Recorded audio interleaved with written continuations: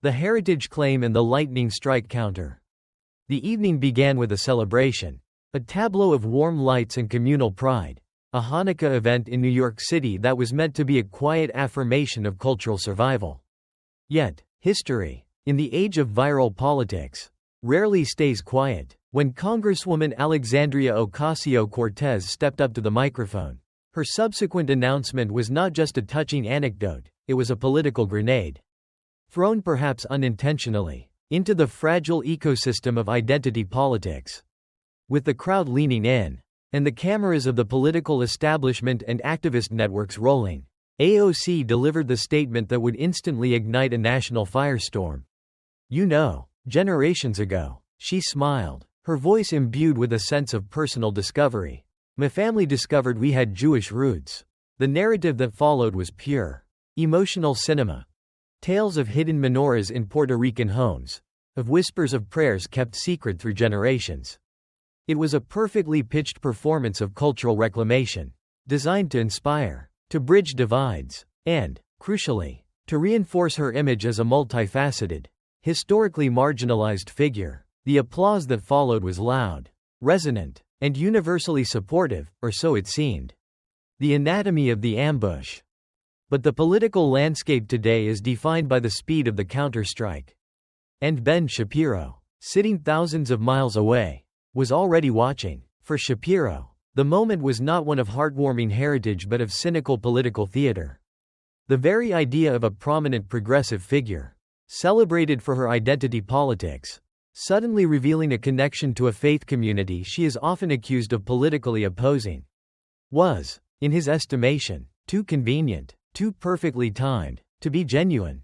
Within hours, his response hit the airwaves, a lightning strike of verbal precision that immediately reframed the event from a sentimental celebration into a national reckoning. Shapiro's immediate analysis was surgically cold. AOC, he argued, was engaging in the classic political maneuver of playing the heritage card when it's convenient. This wasn't a casual critique, it was an in-depth analysis of a recurring political tactic. Shapiro wasted no time in drawing historical parallels, comparing AOC's revelation to similar moments in the past where high-profile figures suddenly discovered an advantageous ancestry. He pointedly recalled instances such as Hillary Clinton and John Kerry, both of whom, he alleged, had their own conveniently timed discoveries of Jewish ancestry, often right before critical campaign cycles. "This isn't about heritage," Shapiro asserted, his voice cutting through the sentimental noise. "It's about hypocrisy. Identity as a political prop." The core of Shapiro's initial critique was the concept of optics. He argued that AOC's claim wasn't rooted in a deep, consistent practice of faith, but in a cynical calculation to score empathy points. The immediate reaction across social media confirmed the volatility of the issue.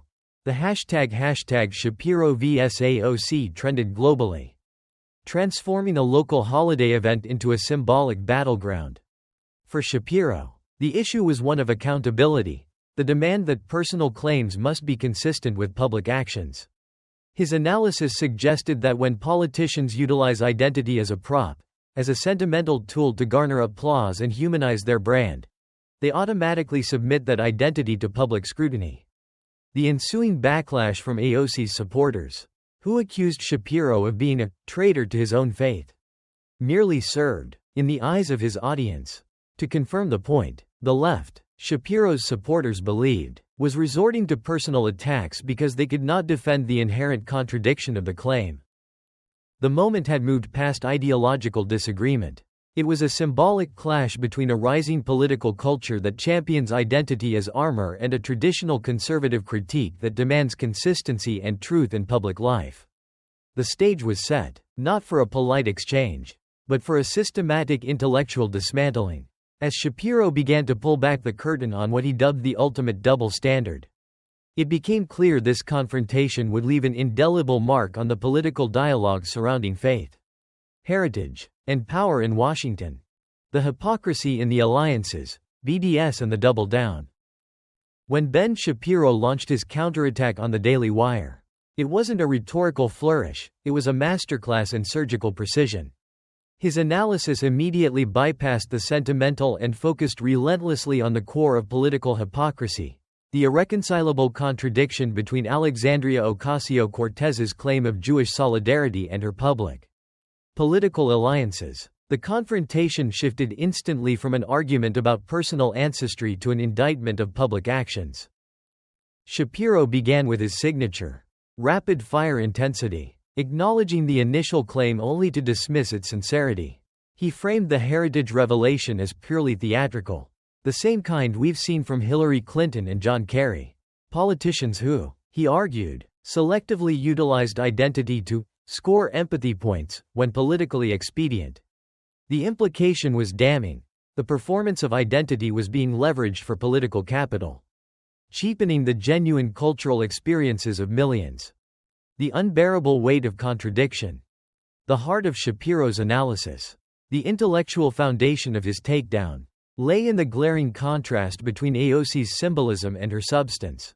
He didn't stop at the general claim, he named names and policies, forcing the issue out of the abstract and into the concrete political arena. She stands shoulder to shoulder with people like Ilhan Omar, Rashida Tlaib, and Linda Sarsour, Shapiro stated, his voice cutting like a scalpel. These figures, he reminded his millions of viewers, had built their careers, in part, on promoting rhetoric highly critical of Israel and aggressively supporting the BDS boycott, divestment, sanctions movement. BDS is widely viewed by mainstream Jewish organizations and critics of the movement as fundamentally discriminatory, if not outright anti-Semitic, aiming at the isolation and destruction of the world's only Jewish state. You don't get to claim solidarity with Jews one day, Shapiro challenged, and support the people boycotting the Jewish state the next. That's hypocrisy. Full stop. This argument was not merely partisan, it was dialectical. It challenged the very notion that identity can be simultaneously claimed for credit while its political consequences are ignored or actively undermined. For Shapiro and his audience, the alliances were not incidental, they were defining. His monologue sliced through the political noise, calculated to expose what he believed was a profound moral and political inconsistency. The left's playbook: deflect and attack. The response from AOC's camp was as predictable as it was ferocious. A perfect illustration, Shapiro argued, of the progressive political playbook when facing uncomfortable truths. Instead of engaging the substance of the argument, the undeniable link between AOC's allies and the BDS movement, her supporters immediately resorted to ad hominem attacks. AOC's spokesperson fired back online, labeling Shapiro the quintessential Uncle Tom of Jews. This was a vicious personal assault, an attempt to delegitimize Shapiro's Jewish identity and his political critique simultaneously, painting him as a self-hating traitor to his own community for daring to challenge a progressive star. The calculated ferocity of the insult, however, played directly into Shapiro's strategic hands. Instead of reacting with reciprocal anger, Shapiro maintained his composure, treating the attack as a data point in his ongoing analysis of political maneuvering. He smiled, almost philosophically. On his next broadcast, he observed, the left doesn't debate, they deflect. When they can't counter your argument, they attack your character. It's their playbook, and I'm not playing along. The strategic $10 gauntlet. Shapiro's immediate next move was a masterful tactical escalation, forcing the confrontation back onto the terrain of ideas and accountability. He issued a public, verifiable challenge that was virtually impossible to ignore. AOC, I'll give $10 to a charity of your choice. Come debate me. No gotchas, no ambushes, just ideas. The offer was brilliant precisely because it stripped away the possibility of claiming victimization or political targeting. It was a high-stakes, real-world challenge, a genuine opportunity for AOC to clarify her position, defend her alliances, and champion her newfound heritage in an unfiltered forum, all while funding a charitable cause. AOC's official response to this generous and direct challenge was perhaps the most revealing moment of the segment. She rejected the debate, not with a counter-argument, but with a single, bizarre tweet accusing Shapiro of catcalling. The response, a reduction of an intellectual, policy-focused challenge into a gendered street harassment complaint was met with widespread incredulity. Shapiro himself chuckled, noting the absurdity. "I don't think catcalling is in the Orthodox Jewish playbook." Yet, beneath the humor, the meaning was stark. AOC and her team had tacitly admitted they could not win on the intellectual merits. They had chosen to retreat from the battlefield of ideas, relying instead on the shield of identity and the weapon of rhetorical deflection. This refusal to engage, analyzed Shapiro, was the true symbolic battle between a political movement that prized identity over accountability and a critique that demanded truth over performance. The media frenzy was deafening. And Ben Shapiro, having demonstrated the flaw in the opponent's strategy, was now preparing his next, even more direct on-air message. The challenge of credibility, picking a side. The confrontation had escalated past the point of online insults. It had become a strategic war of attrition. Demanding clarity where AOC's political brand thrived on strategic ambiguity.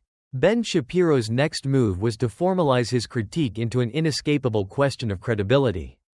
The morning after the catcalling deflection, Shapiro took to his studio, the environment electric with tension, signaling a calculated, judicial approach. "All right, let's talk about this," he began, his voice calm, yet carrying the weight of an imminent, razor-sharp prosecution. The framing was everything. "Alexandria Ocasio-Cortez says she has Jewish heritage. Great. Fantastic. I'm all for people exploring their ancestry." But the concessional tone vanished instantly, replaced by a cold skepticism. "But when that statement conveniently drops at a Hanukkah event while you simultaneously align yourself with the loudest anti-Israel voices in Congress. Forgive me if I'm skeptical." Performance versus principle. Shapiro's analysis drove home the distinction between personal faith and public posturing. This was no longer about whether her ancestors lit a menorah. It was about the utilitarian deployment of that ancestry. The timing, in his view, was not an accident of discovery but a calculation of political value. A perfect confluence of identity politics and strategic positioning. "This isn't about faith, it's about credibility," he asserted, gesturing toward the camera as if addressing AOC directly. He articulated the core moral conflict that the claim created for her. You don't get to claim Jewish roots for applause and then stand next to activists pushing for the destruction of the world's only Jewish state. That's not pride, that's performance. The word performance became the anchor of the critique, suggesting a deliberate lack of authenticity. It hit mainstream media like a bombshell, with headlines immediately questioning AOC's sincerity. Shapiro to AOC. Pick a side. The segment forced viewers to weigh the emotional appeal of heritage against the cold reality of political alignment. The unanswerable offer, an accountability mechanism. Shapiro wasn't finished. He immediately returned to the pressure point he had engineered, the public. Charitable debate offer. This wasn't merely a challenge to a political opponent. It was a mechanism to force accountability into a system that thrives on evasion. "Here's my offer again," he repeated, looking directly into the lens. "You pick the place. You pick the moderator. I'll put $10 toward any charity you choose. Let's have an honest debate. Not on Twitter. Not in sound bites. Face to face." He tapped the desk once. The sound amplified. No filters. No scripts. Just truth. The refusal of the offer was, for Shapiro's millions of viewers, the ultimate admission of guilt. In political analysis, silence often speaks louder than any defense. A refusal to debate a policy position can be strategic. A refusal to defend a personal claim of identity, especially one used to bolster political standing, when offered a clean, charitable platform, is devastating. The consequential silence. The viral spread of the segment was immediate, hitting 1 million views in under 6 hours. But the critical response came not from Shapiro, but from AOC's communications team when pressed by reporters. Their official statement was terse, non-committal, and profoundly revealing. Congresswoman Ocasio-Cortez has no comment. That silence was a seismic political event. Political analysts, dissecting the clash like a high-stakes chess match, immediately recognized the concession. Was AOC dodging the challenge because she couldn't defend her position without alienating her pro-BDS allies? Or was she merely refusing to grant Shapiro the attention he craved? The conclusion reached by much of the commentary was that by prioritizing avoidance over clarification, she had allowed Shapiro's central indictment, the charge of opportunistic performance, to stand uncontested. The lack of a denial, the failure to accept a charitable debate challenge, and the retreat behind a wall of silence effectively ceded the high ground. Ben Shapiro, sensing the momentum shift, prepared to use that very silence as the foundation for his next, far broader critique, one that would pivot the confrontation from an attack on one politician to an indictment of the entire culture of identity politics itself. The opportunism indictment, heritage as a prop. Having secured the silence of his opponent, Ben Shapiro moved to elevate the debate from a personal clash to a profound cultural analysis. His next broadcast was not focused on AOC's biography, but on the weaponization of identity within the progressive movement. His tone was colder, his analysis surgical, signaling the end of the initial, reactive phase and the beginning of a systematic intellectual dissection. "All right," he began, tapping his pen against the desk. "Let's break this down logically because the media won't do it." He took a deliberate breath, preparing to expose the illogic that, in his view, sustained modern identity politics. The logical fallacy of dual allegiance.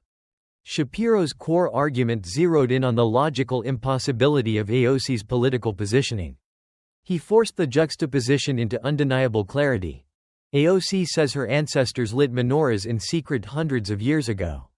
Wonderful, but in the same breath, she stands shoulder to shoulder with Ilhan Omar, Rashida Tlaib, and Linda Sarsour, people who publicly support BDS.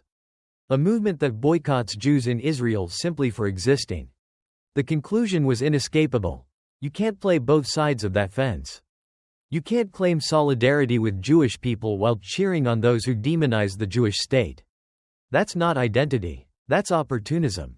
This distinction between authentic cultural connection and political opportunism resonated deeply. It argued that for a politician to claim a marginalized identity while actively enabling the political forces most hostile to that identity's security was not complex intersectionality. It was a profound failure of integrity. The defining analogy: identity as a shield.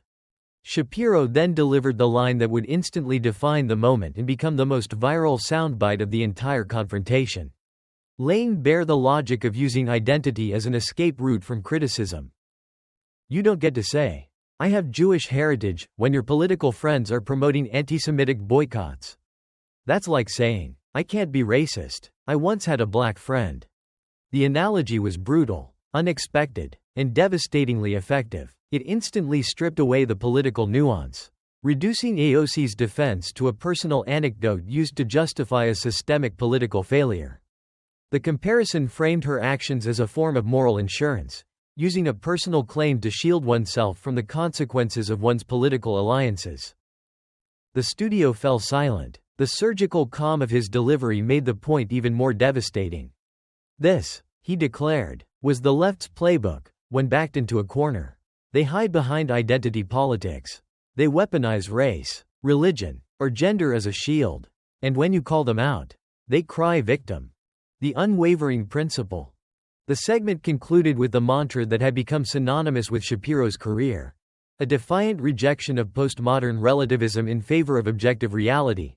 But facts don't care about your feelings. The line landed like a thunderclap, signaling that the rules of engagement had changed. This was no longer a personal feud. It was a confrontation over the nature of political discourse itself, whether cultural pride should be celebrated, or whether it should be used as a political prop, a temporary costume donned for applause and discarded when the policy implications become inconvenient. The ensuing media frenzy, with defenders frantically claiming Shapiro was twisting her words, ironically only amplified the spread of the critique. The more they attacked the messenger, the more the core message, that politics had turned faith into a transactional prop, was validated. Even moderate commentators conceded the point, whispering the uncomfortable truth that politicians will love heritage when it polls well. The argument had successfully spiraled into a full-blown media frenzy, shifting the focus from AOC's ancestors to the far deeper question: When does cultural pride become political manipulation? The media shift and the cultural grenade. The sustained, logical pressure applied by Ben Shapiro finally achieved a critical mass. The cracks began to appear in the monolithic media defense that typically shields progressive figures like Alexandria Ocasio-Cortez. The narrative, AOC's usual armor, started to turn on its user. The initial murmurings of doubt slowly intensified into skeptical headlines. The Hill cautiously ran, "AOC's Jewish heritage comment raises questions." This was followed by Politico, a barometer of Washington sentiment, asking the essential question of timing. Why now? Timing of AOC's heritage claim draws scrutiny. The fragility of performance. Shapiro, recognizing the monumental shift, seized the moment. Even the media can't spin this one, he noted with a wry smile. When your own allies start asking questions, maybe, just maybe, you've been caught in your own performance. He replayed the contrast, juxtaposing AOC's emotional speech about hidden menorahs with the political reality of her alliances. His analysis became increasingly philosophical, moving the critique beyond partisanship and into the realm of moral consistency. Beautiful story, he conceded about the heritage claim. But here's the thing, it would mean more if she wasn't working alongside people who accuse Israel of being a terrorist state. You can't preach about light while standing next to those who embrace darkness. This powerful, spiritual metaphor reframed the debate entirely. It challenged the audience to demand coherence from their leaders. Was AOC a champion of light and cultural continuity? Or a tactical ally of political forces aligned with darkness and rejection? The two images, Shapiro argued, were mutually exclusive. Faith, history, and authenticity. The controversy now engaged figures outside the partisan echo chamber. Rabbis, historians, and community leaders weighed in, giving credence to Shapiro's demand for authenticity. The most viral moment of this stage came from a Jewish historian, who articulated the profound historical principle at stake. Faith isn't a flag you wave when it's convenient. It's something you live every day. This line, immediately disseminated across social media, resonated because it spoke to a fundamental societal fatigue with political insincerity. Shapiro was not merely scoring points, he was tapping into a deep-seated demand for authenticity in an age saturated with digital performance. AOC's team, recognizing the severe damage, resorted to deflection, claiming the Congresswoman was focused on policy, not distractions. But even sympathetic journalists were now asking the obvious, Shapiro-fueled question. If it's not a distraction, why not address it directly? The strategic silence was failing. The promise of the double standard. Sensing the opponent was cornered and the cultural climate was receptive, Shapiro announced his next, broader attack. A special segment titled, "The Double Standard, When Identity Meets Politics." Tomorrow, he promised, his voice carrying the authority of a man preparing an unavoidable indictment. We're not just talking about AOC. We're talking about every politician who thinks heritage is a free pass for hypocrisy. The threat was clear. The scope of the debate was about to be expanded. Shapiro was preparing to indict the entire political culture that had made AOC's performance possible. The initial virus, the question of AOC's sincerity, was about to trigger a system-wide infection, forcing Washington to confront its own reflection in the mirror of the double standard. The stage was set for a televised reckoning against the prevailing rules of political engagement. The double standard, a televised indictment of culture.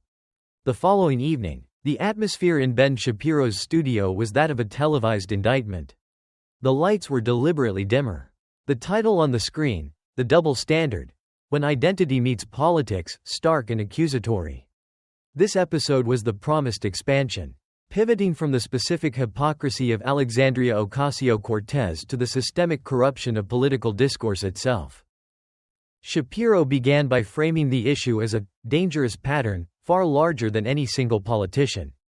This isn't about Alexandria Ocasio-Cortez alone, he insisted. It's about a pattern, where politicians use heritage, race, gender, or religion not as personal truths, but as armor against accountability. The montage of calculated claims. To prove the pattern, Shapiro presented a devastating montage. showcasing the calculated use of heritage claims by high-profile figures. He placed Hillary Clinton, John Kerry, and AOC side by side, all linked by the similar, conveniently timed, discovery of Jewish ancestry. The story changes, Shapiro observed, but the tactic stays the same. He diagnosed the function of the maneuver. This revelation comes conveniently right before a controversy. As if identity can magically erase hypocrisy. It's not about faith, it's about optics. He then introduced the profound moral inconsistency that had sustained his critique, the actual double standard that governed political speech. When someone on the left claims an identity, it's called brave. When someone on the right mentions their faith, it's called exclusionary. When a conservative speaks about religion, they're mocked as intolerant, but when a progressive does it, they're praised as enlightened. The contrast was made undeniable with juxtaposed clips.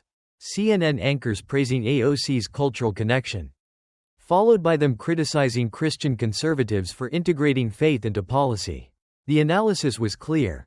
The left was not seeking a secular, neutral public square. They were seeking narrative control, allowing only their prescribed identities and beliefs to enter the political sphere without critical scrutiny. The demand for moral symmetry. You want equality? Shapiro demanded. Then apply the same moral standard to everyone.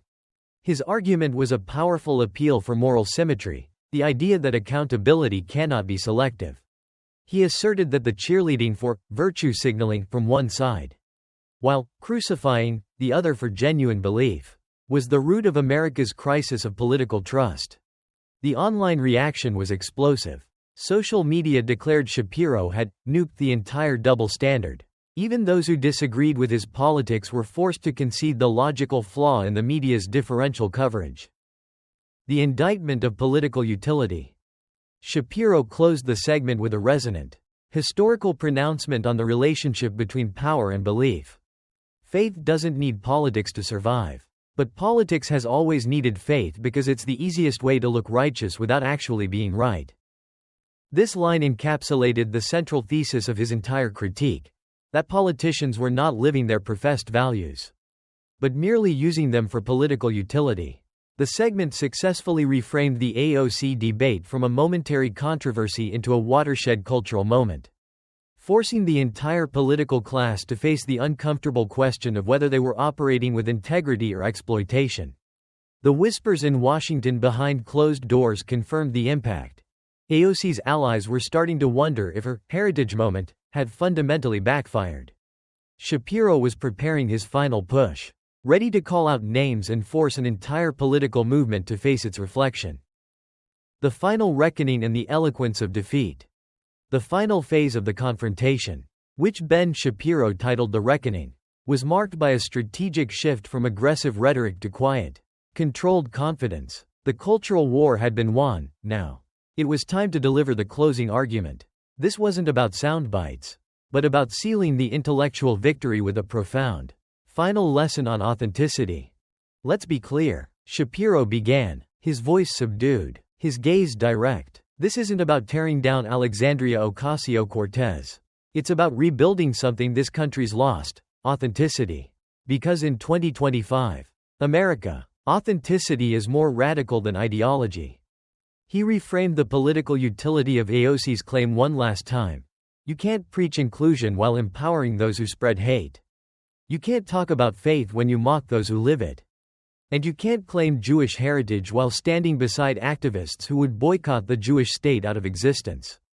The juxtaposition of her words and the actions of her allies was the ultimate, inescapable indictment. The reflection in the mirror. Shapiro's analysis then turned the mirror toward the audience, transforming the critique of one politician into a universal commentary on modern culture. We all play this game sometimes. We all virtue signal in small ways. We post hashtags instead of having principles. We trade conviction for clout. That's how we got here. That's why the AOC story matters, because it's a reflection of us. He defined true courage. It's admitting when your own side gets it wrong. It's standing up for your values even when it costs you followers, friends, and votes. This was the ultimate moral challenge issued to the political class and the public. Choose character over comfort. AOC's final, defiant retreat. The ultimate confirmation of Shapiro's victory came not from his own show, but from the long-awaited, late-breaking response from Alexandria Ocasio-Cortez. After a week of silence, she issued a long post on X, an eloquent, emotional, and defiant final retreat. She argued that her heritage is not a debate topic, and that her family's story was one of survival, not politics. Shapiro used her final statement as the ultimate example of the modern political formula he had spent the week exposing. Notice what's missing, he said, dissecting the X post. No mention of her support for BDS. No comment on her alliances. Just another emotional appeal meant to deflect from the facts. And that right there, he concluded, is the modern political formula. When you're cornered, don't answer the question. Redefine the question. When you can't win the argument, change the subject. When you're caught in hypocrisy, call it personal.